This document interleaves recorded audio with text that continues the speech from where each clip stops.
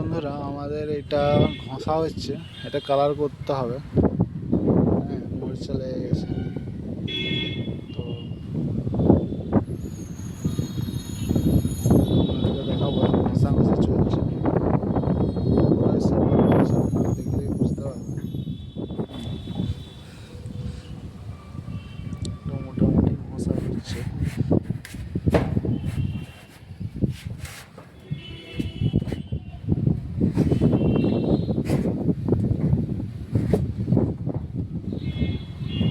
কুচিবার রাস দিয়ে ঘষা চলছে।